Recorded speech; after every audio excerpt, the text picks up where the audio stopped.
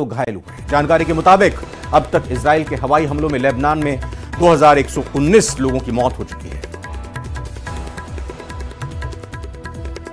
तो war zone से बड़ी खबर, जी हां, बड़ी खबर यह मिल रही है कि इजराइल की तरफ से किए गए हवाई हमलों में पिछले 24 घंटों में लेबनान में 36 लोगों की मौत हुई है। 150 से ज्यादा लोग घायल हुए हैं हमलों में। जो और जानकारी आ रही है उसके मुताबिक अभी तक इजराइल के हवाई हमलों में लेबनान में 2119 लोगों की जान जा चुकी है, मौत हो चुकी है।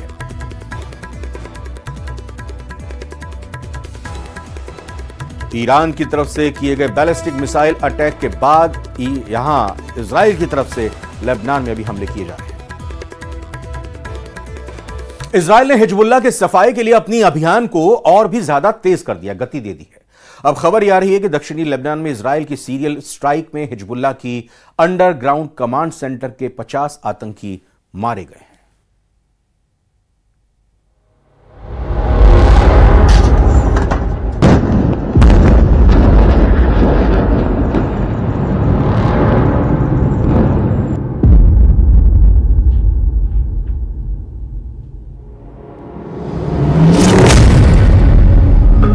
दक्षिणी लेबनान पर इजराइल का बड़ा हमला।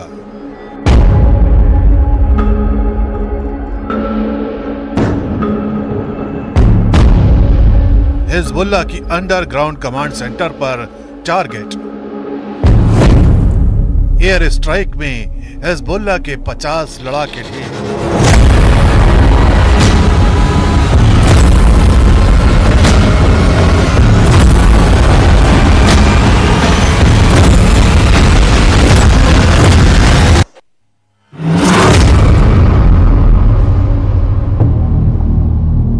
ये खबर हिजबुल्लाह के लिए किसी बड़े सदमे की तरह है। ये खबर बता रही है कि दहशत के दस्ते की तबाही के लिए इजराइल की वॉर मशीनरी ने कैसे बारूद बिछा रखा है। ये खबर साबित कर रही है कि अब हिजबुल्लाह के खात्मे के लिए इजराइल ने कैसे अपने अभियान को तेज कर दिया है। इस बार दक्षिणी लेबनान में इजराइल की एयरफोर्स ने हिजबुल्लाह की अंडरग्राउंड कमांड सेंटर को निशाना बनाया है।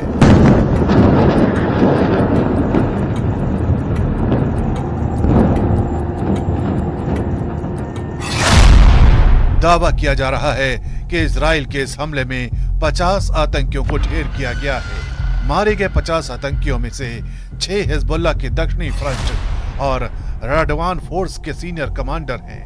जानकारी के मुताबिक इजराइल ने जिस अंडरग्राउंड कमांड सेंटर को टारगेट किया है उनमें नासिर यूनिट, बदर यूनिट, अजीज यूनिट और राडवान फोर्स शामिल है। इजराइल डिफेंस फोर्स के मुताबिक अजीज यूनिट के 50 टारगेट, नासिर यूनिट के 30 टारगेट, बदर यूनिट के 5 टारगेट पर हमला किया गया।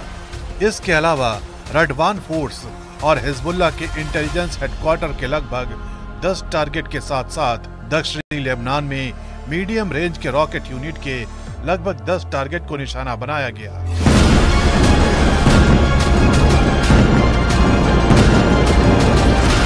आईडीएफ का अनुमान है कि इन हमलों में कम से कम हिजबुल्लाह के 50 आतंकियों को ढेर किया गया है। जानकारी के मुताबिक इजराइल की एयरफोर्स के इस बड़े हमले में अहमद हसन नाजल राडवान फोर्सेस के बिंट जेविल में अटैक सेक्टर का प्रमुख था। हुसैन तलाल कमाल गजर सेक्टर का प्रमुख, मूसा दी बराकत गजर सेक्टर की निवर्तमान प्रमुख, महमूद मुस्कारनेब गजर सेक्टर का operation head, Ali Ahmed Ismail बिंट जेविल सेक्टर का आर्टिलरी कमांडर और अब्दुल्ला अली डाकिक गजर सेक्टर का आर्टिलरी कमांडर शामिल है। यानी इजराइल डिफेंस फोर्स सीधे सीधे उस जड़ पर हमला कर रही है जहां से दहशत की फसल पैदा हो रही है।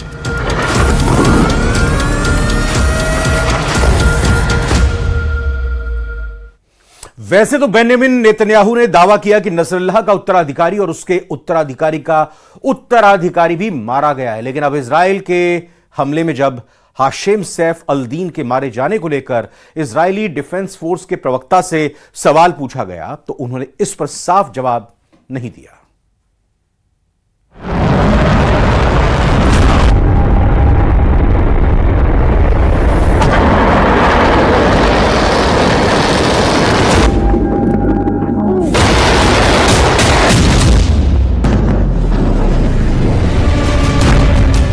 मारा गया नसरुल्लाह का भाई।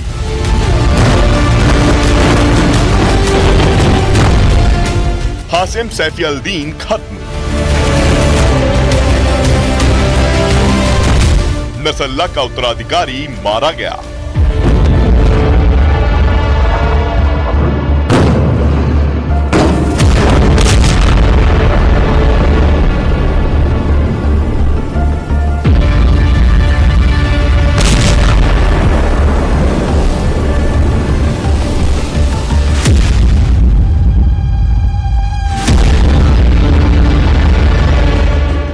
इजराइल का ऑपरेशन नॉर्दर्न एरो जारी है और इस ऑपरेशन के तहत नेतन्याहू के लड़ाके लेबनान में घुसकर हिजबुल्लाह के एक एक ठिकाने को नेस्तनाबूद कर रहे हैं और साथ में इजरायली एयरफोर्स हर दिन सैकड़ों टन बारूद बेरूत पर बरसा रही है।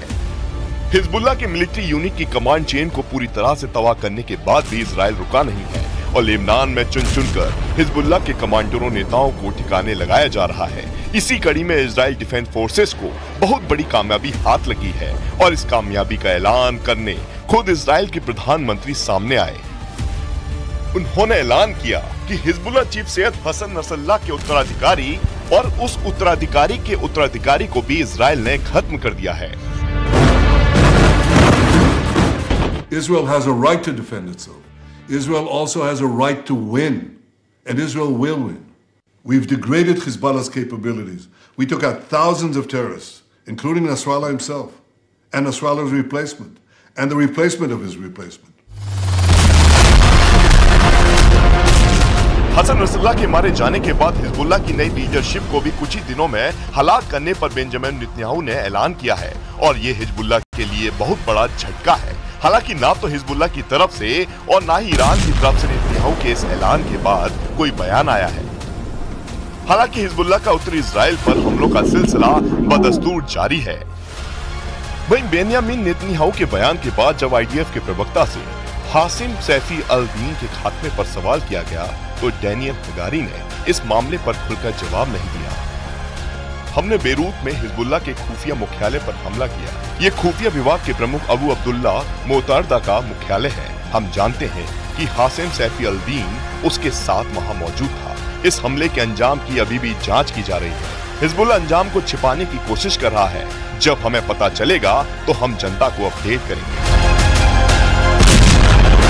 जाहिर है आईडीएफ खुलकर बात नहीं कर रहा क्योंकि जहां हमला किया गया वहां अबू अब्दुल्ला मोतारदा के साथ हासिम सैफी अल-दीन मौजूद था। लेकिन अभी तक हिजबुल्लाह की तरफ से हासिम सैफी अल-दीन के खात्मे का ऐलान नहीं किया गया है। हालांकि जिस तरह से हिजबुल्लाह की टॉप लीडरशिप को खत्म किया जा रहा है उसी के आधार पर नेतन्याहू ने ऐलान किया है कि हसन नसरुल्लाह का भाई और उसका उत्तराधिकारी हासिम सैफी अल-दीन और संबतें उत्तराधिकारी को इजराइल ने बेरूत की दहिया में किए हमलों में मार गिराया है।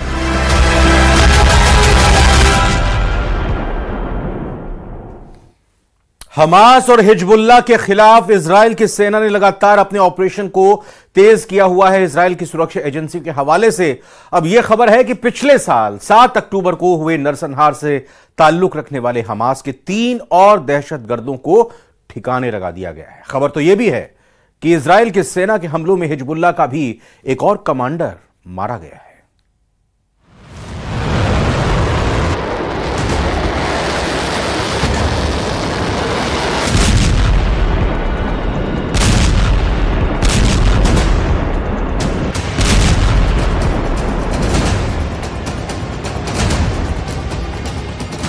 अब से साल भर पहले हमास के जिन लड़ाकों ने इजराइल में तबाही की स्क्रिप्ट तैयार की, अब उसी स्क्रिप्ट का क्लाइमेक्स इजराइल डिफेंस फोर्स लिख रही है।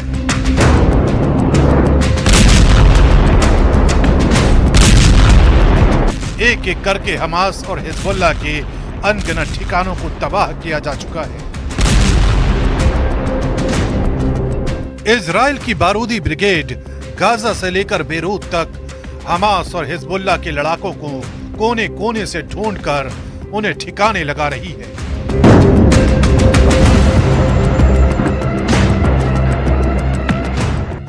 और इजराइल की सेना का ये सारा मिशन उस बदले से जुड़ा है जिसकी सौगंध इजराइल ने 7 अक्टूबर 2023 को इजराइल पर हुए हमले के बाद खाई थी।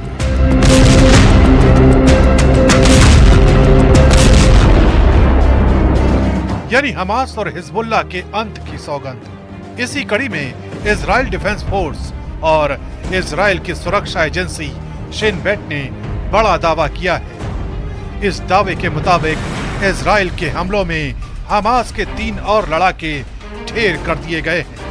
30 सितंबर को मोहम्मद राफा को गाजा के एक स्कूल में मार गिराया गया, जबकि 1 अक्टूबर को मोहम्मद जिनॉन और बासिल अखराज को ठिकाने लगाया गया। हमास के इन तीनों लड़ाकों पर 7 अक्टूबर 2023 के हमलों में शामिल होने का आरोप था। इन तीनों ने ही इजराइल के नागरिकों और आईडीएफ पर हमले की प्लानिंग की थी। इस बीच इजराइल डिफेंस फोर्स ने हिजबुल्लाह के एक और कमांडर सुहेल हुसैनी को मार गिराने का दावा किया है।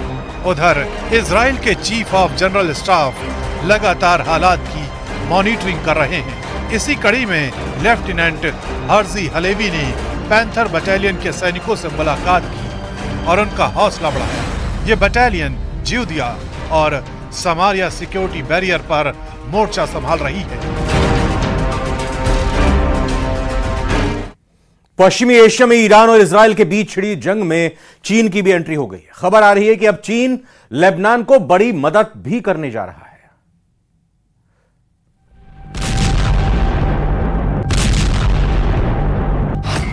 वॉर जोन में चीन की एंट्री। लेबनान की मदद करेगा चीन। इमरजेंसी मेडिकल सप्लाई का ऐलान। इजराइल के हमलों ने लेबनान के उन इलाकों को तबाह कर दिया है जिन्हें हिजबुल्लाह का ठिकाना कहा जाता है। बेरूत के दहिया इलाके का ये वीडियो इसकी तस्दीक करता है कि कैसे इजराइल के हमलों ने देखते ही देखते एक शहर को खंडहर में तब्दील कर दिया। दावा किया जा रहा है कि ये बेरूत का वही इलाका है जिसका इस्तेमाल लंबे अरसे से हिजबुल्लाह के लड़ाके कर रहे थे।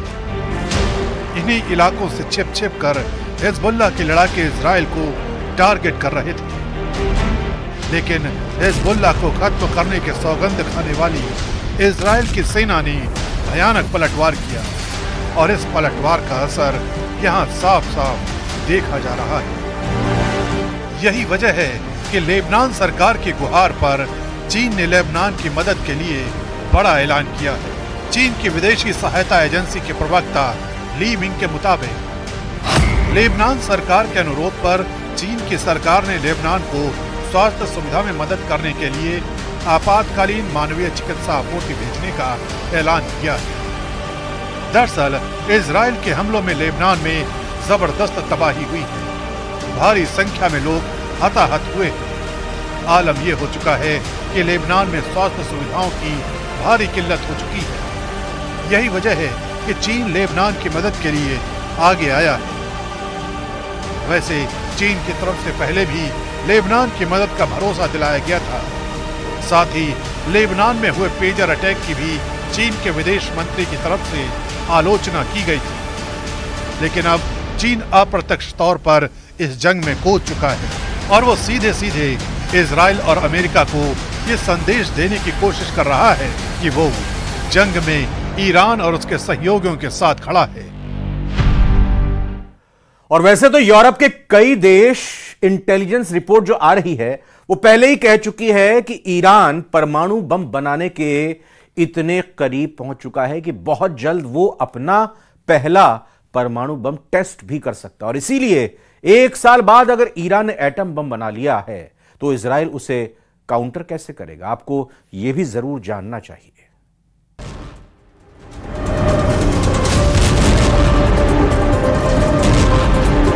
ईरान के मिसाइल रोकने में इजराइल फेल रहा है।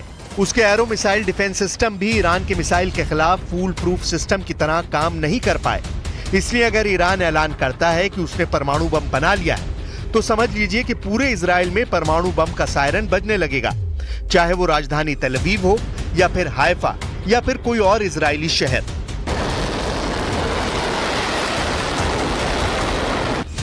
ईरान के परमाणु ठिकानों को लेकर IAEA यानी अंतर्राष्ट्रीय परमाणु ऊर्जा एजेंसी की एक सीक्रेट रिपोर्ट पहले ही इजराइल और अमेरिका को बहुत ज्यादा डरा चुकी है। IAEA की सीक्रेट रिपोर्ट में दावा किया गया है कि ईरान ने 60% तक संवर्धित यूरेनियम इकट्ठा कर लिया है। इसीलिए कहा जा रहा है कि बहुत जल्दी ईरान इससे 3 एटम बम बना सकता है। ईरान का यूरेनियम का स्टॉक 6 किलो 700 ग्राम से बढ़कर 128 किलो तक पहुंच गया है। एक परमाणु बम बनाने के लिए यूरेनियम का 90% तक संवर्धन करना जरूरी है और दावा किया जा रहा है कि ईरान ने 60% तक संवर्धन कर लिया है। ऐसे दावे इजराइल और अमेरिका भी लगातार करते रहे हैं, लेकिन जब युद्ध के बीच हालात ऐसे हों और ईरान में आए एक भूकंप को परमाणु परीक्षण से जोड़कर देखा जा रहा हो, तो समझ जाइए कि इजराइल के लिए बैकफुट पर आने का वक्त आ गया है।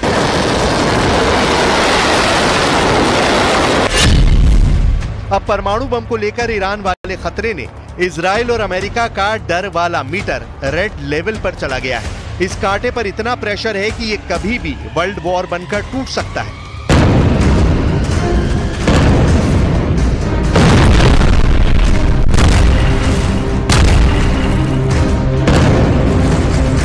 سیاست ما سیاست جنگ و ادامه تنش نیست، اگرچه برای اون آمادگی داریم. سیاست ما توقف درگیری ها هست و رسیدن به یک آتشبس عادلانه که مورد توافق، مورد قبول و پذیرش مقاومت باشه.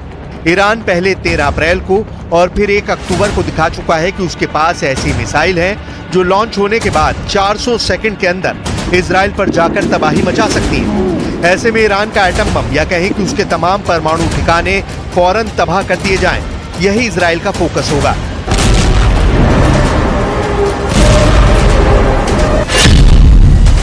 अभी ईरान ने 6 स्पॉट पर न्यूक्लियर रिएक्टर लगाए हुए हैं, लेकिन इनमें से 2 अहम साइट हैं। पहली जगह है नतांज और दूसरी जगह है फोर्डो। यहाँ है अंडरग्राउंड न्यूक्लियर साइट, जहाँ ईरान सबसे ज्यादा गुणवत्ता के यूरेनियम संवर्धन करता है। इजराइल चाहेगा कि वो पहली फुर्सत में ईरान के इन परमाणु अड्डों को पहली ही स्ट्राइक में तबाह कर दे। ये वो जगह है जहाँ बेहतर क्वालिटी यानी बम बनाने के लिए बेहतर यूरेनियम तैयार किया जाता है। ये नतांज न्यूक्लियर साइट की 2002 की तस्वीर है। 2002 से 2020 तक इस साइट का ईरान ने बहुत विस्तार किया है। वहीं फोर्डो वाले न्यूक्लियर साइट की पहली सैटेलाइट तस्वीर 2009 में सामने आई थी। यहाँ भी 2002 से 2020 तक ईरान ने काफी काम आगे बढ़ाया है।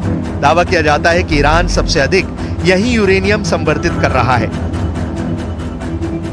अब तक ईरान की नीति साफ है कि वो परमाणु बम नहीं बनाएगा। सुप्रीम लीडर अली खामनेई भी इसे बार बार दोहरा चुके हैं, लेकिन अब हालात अलग है। अब दुश्मन सामने है और खतरा ईरान के परमाणु अड्डों को भी है। सवाल है कि क्या खामनेई अपनी नीति बदलने पर।